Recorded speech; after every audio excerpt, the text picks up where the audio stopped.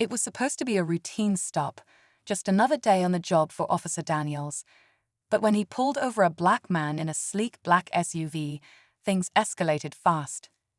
With a hardened stare and a hand resting on his holster, Daniels barked out orders, his tone dripping with authority. The man in the driver's seat remained calm, too calm, which only made Daniels more agitated. Out of the car, now.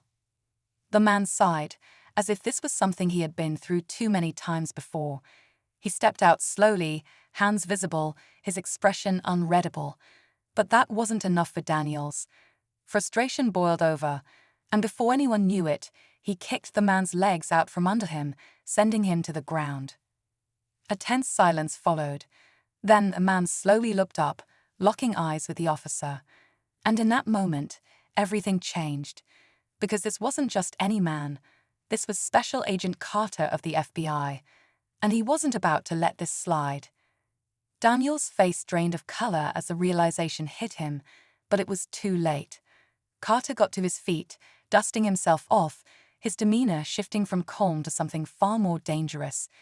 The officer had just made the worst mistake of his career. What happens next? Let's just say Officer Daniels is about to learn the hard way that not every black man he stops is powerless. Keep watching, because this is one story you won't forget. Daniels took a step back, his hand twitching near his holster. His training told him to stay in control, but something about this situation felt off. Carter wasn't scared. He wasn't pleading or making excuses. He just stood there, staring, his sharp eyes studying every move Daniels made. "What's the matter, officer?" Carter's voice was steady, almost amused. Didn't expect this to go sideways. Daniels swallowed hard. He had handled hundreds of stops before, some messy, some clean, but never one like this. His instincts screamed at him to reassert authority, but a small, nagging thought crept in. Had he just messed with the wrong guy? The radio on his shoulder crackled. Daniels, status check. Need backup. His pulse jumped. Backup. That was his out. But before he could reach for the radio, Carter took a slow step forward. "You sure you want to do that?" Carter asked, his voice calm but edged with something dangerous. Daniels hesitated. Who was this guy? The way he moved, the way he carried himself, it wasn't normal. There was no fear, no hesitation, just control. That's when Daniels noticed something small but chilling. A badge, half visible under Carter's jacket. FBI. A lump formed in Daniels' throat. He had just assaulted a federal agent. Carter tilted his head, watching the realization sink in. "So," he said, dusting off his sleeve, "how do you want to play this?" Daniels had no answer. Because for the first time in his career, he wasn't the one in control. Daniels' mind raced, but his body was frozen. The weight of his mistake pressed down on him, and for the first time in a long time, he wasn't sure what to do. His training had never covered this, how to handle a situation where the power wasn't in his hands.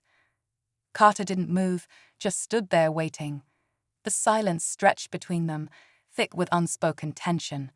Then slowly, Carter reached into his pocket. Daniels flinched, his hand darting toward his holster again. Carter sighed. "Relax, officer. If I wanted to hurt you, I would have already."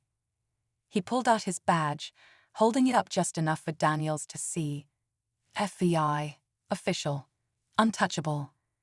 Daniels' breath caught. His mind scrambled for a way out. Maybe he could spin this. Maybe he could claim Carter resisted. Maybe. A car door opened nearby. Another officer stepped out, one Daniels knew well, his partner Sullivan. Sullivan's eyes flicked between them, sensing the tension immediately. "What's going on?" Sullivan asked, his tone wary. Daniels didn't answer. Carter, however, turned his full attention to Sullivan, his expression unreadable. "You might want to ask your partner that," Carter said, voice even. Sullivan frowned, glancing at Daniels. Daniels' throat was dry. If Sullivan knew the truth, if Carter reported this, It wouldn't just be a bad day, it could be the end of everything. Carter slipped his badge back into his pocket. "So, officer," he said, watching Daniels closely, "what's your next move?" Daniels had no idea, but he knew one thing for sure: he was in way over his head. Sullivan's eyes darted between the two men, his jaw tightening. Something was off. Daniels wasn't his usual cocky self. His shoulders were tense, his face pale, and the man in front of him, calm, controlled, too sure of himself. That wasn't the reaction of someone afraid of a cop. "What's going on?" Sullivan repeated, his tone sharper now. Daniels finally found his voice. "Routine stop," he muttered. "Things just got complicated." Carter let out a low chuckle, shaking his head. "Complicated. That's an interesting choice of words." Sullivan narrowed his eyes. He could feel a shift in the air, the way Daniels avoided his gaze. Then he noticed the way Carter stood, the way his jacket barely concealed something clipped to his belt. A badge. Realization hit him like a punch to the gut. "Daniels," he said slowly, "tell me you didn't just..." Carter took a step forward, cutting him off. "He did," he said simply. "And now we have a problem." Sullivan inhaled sharply. He knew what this meant. If Carter reported this, it wouldn't just be a disciplinary hearing. It could be career-ending, maybe worse. Daniels clenched his fists, his mind spiraling. He had spent years enforcing the law, keeping control. But now he was the one waiting for judgment. Carter studied both men, letting the weight of the moment sink in. "So," he said, his voice calm but firm, "how do you boys want to handle this?" The silence that followed was suffocating. Daniel's pulse pounded in his ears. His mind raced through possibilities, each one worse than the last. If Carter pressed charges, his career was over. If Sullivan turned on him, he had no backup. And if the truth got out, if the department found out he had assaulted a federal agent, he'd be lucky if losing his badge was the worst of it. Sullivan swallowed hard, glancing at Carter. "Look, maybe we can." Before he could finish, the distant wail of sirens cut through the thick night air. 3 patrol cars, headed straight for them. Daniels stiffened. He hadn't called for backup. Neither had Sullivan. Carter, however, didn't look surprised. His expression remained unreadable, but there was something in his eyes, something that told Daniels this was far from over. "You're not the only one with friends, officer," Carter said quietly. Daniels' stomach dropped. The realization hit him hard. Carter had already set things in motion. He wasn't just some guy with a badge. He had power, connections. And now Daniels was in the crosshairs of something much bigger than a routine stop gone wrong. The squad cars screeched to a stop, red and blue lights flashing across the pavement. The doors flew open. But instead of uniformed officers stepping out, men in suits emerged. No local badges, no city cops. FBI. Daniels felt his knees go weak. This wasn't just about him anymore. This was bigger, much bigger, and he had no way out.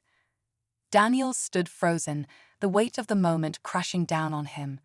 The men in suits moved with purpose, their expressions unreadable.